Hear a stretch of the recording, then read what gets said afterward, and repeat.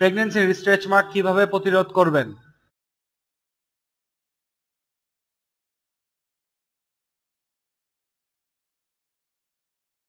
প্রেগন্যান্সির সময় নারীদের শরীরে বিভিন্ন রকম পরিবর্তন আসে, তার মধ্যে একটি পরিবর্তন হচ্ছে স্ট্রেচ মার্ক।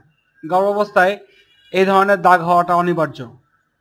ক্রমবর্ধমান ভ্রূণের জন্য জায়গা তৈরি করতে জরায়ু বড় হতে থাকে এবং এতে পেটের চারপাশে ত্বক প্রসারিত হয়। ত্বকের এরকম প্রসারণের ফলে ত্বকে ফাটলের সৃষ্টি হয় এবং ত্বকের কোলাজল এই ফাটলকে পূর্ণ করতে পারে না, ফলে লম্বা দাগের সৃষ্টি হয়। কিন্তু এদের দৃশ্যমান হওয়ার জন্য অপেক্ষা করা এবং তারপর লেজার ট্রিটমেন্ট ও কেমিক্যাল ট্রিটমেন্টের মাধ্যমে নিরাময় করার চেয়ে ভালো প্রতিরোধ করাই। গর্ভাবস্থায় স্ট্রেচ মার্ক প্রতিরোধ করার সহজ কিছু উপায় এখানে আলোচনা করা হলো।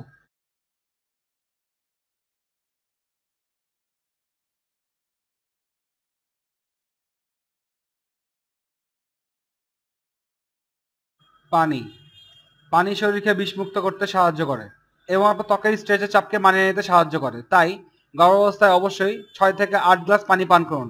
এছাড়াও হাইড্রেট থাকার জন্য গ্রিন টি পান করতে পারেন। গ্রিন টি অক্সিডেন্ট সমৃদ্ধ এবং ক্যাফেইন মুক্ত। পানি সমৃদ্ধ খাবার যেমন তরমুজ, স্ট্রবেরি, শসা ইত্যাদি খাওয়া উচিত।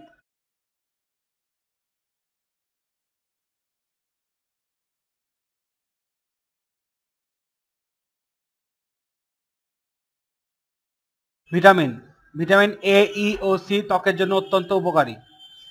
ভিটামিন এ ত্বকের টিস্যুকে মেরামত করতে সাহায্য করে। ভিটামিন ই ত্বকের ঝিল্লিকে অক্ষত রাখতে সাহায্য করে। কোলাজেনের উৎপাদনে সাহায্য করে ভিটামিন সি।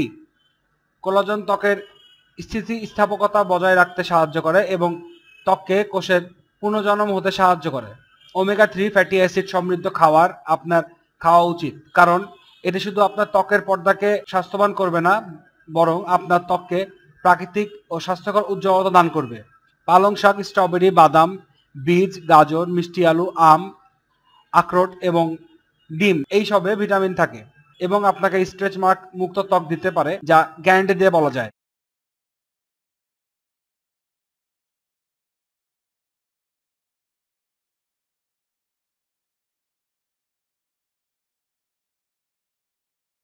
মাসাজ ও ময়শ্চারাইজিং গর্ভে শিশুরা বেড়ে ওঠার সাথে সাথে পেটে আর চারপাশে নিচের দিকে উড়ুতে ও পায়ের চাপ বেড়ে যায় বলে এই জায়গাগুলোতে স্ট্রেচ মার্ক পড়ার প্রবণতা দেখা যায়। তাই এই স্থানগুলোতে পর্যাপ্ত পরিমাণের ময়শ্চারাইজার দিতে হবে, কিন্তু সাধারণ ময়শ্চারাইজারে কাজ হবে না, তাই তেল ব্যবহার করতে হবে। আয়ুর্বেদের মতে তিলের তেল, নারিকেলের তেল ও কাস্টার্ড অয়েল অত্যন্ত চমৎকারভাবে ত্বককে আর্দ্র রাখতে সাহায্য করে। স্ট্রেচ মার্ক হওয়ার সম্ভাবনা আছে এমন স্থানগুলোতে এই তেলগুলো যে কোনোটি আস্তে আস্তে মালিশ করুন দিনে 2 বার। মনে রাখবেন, খুব বেশি চাপ দেওয়ার প্রয়োজন নেই, ধীরে ধীরে ঘষলে তেলগুলো মিলে যাবে।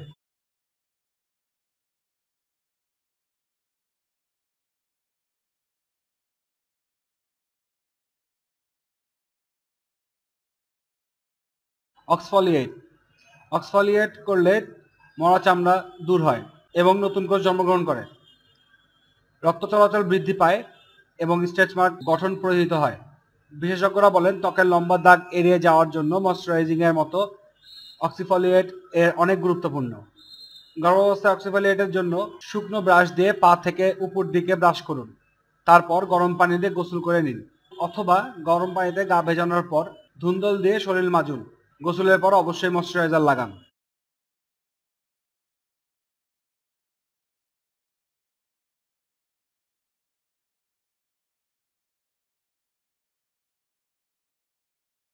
ব্যায়াম সাধারণত মনে করা হয় যে গর্ভবতী নারীদের ব্যায়াম করা ঠিক নয় এবং তারা শুধু বিশ্রাম করবে, কিন্তু এটা ঠিক নয়। গর্ভবতী নারীরা ব্যায়াম করা প্রয়োজন।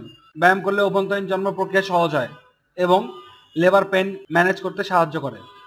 ব্যায়াম করলে ত্বকের স্থিতিস্থাপকতা বজায় থাকে, শরীরে রক্ত চলাচল বৃদ্ধি পায় এবং অনেক বেশি অক্সিজেন গ্রহণে সাহায্য করে। অধিক অক্সিজেন ও অধিক রক্ত চলাচল ত্বককে টান টান হতে সাহায্য করে, যার ফলে দাগ সৃষ্টি হয় না।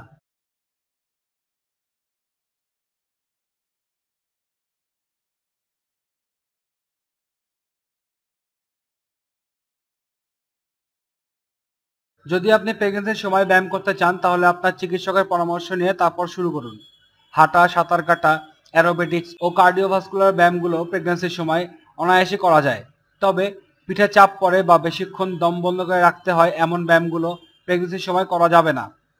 যদি এইসব সতর্কতা অনুসরণের পরও স্ট্রেচ মার্ক দেখা যায় তাহলে এই দাগ গোলাপি বা লাল থাকার সময়ও সামান্য ব্যথা থাকার সময়ই নিরাময়ের চেষ্টা করতে হবে। আর সবচাইতে ভালো সমাধান হচ্ছে নারকেল তেলের ব্যবহার করা।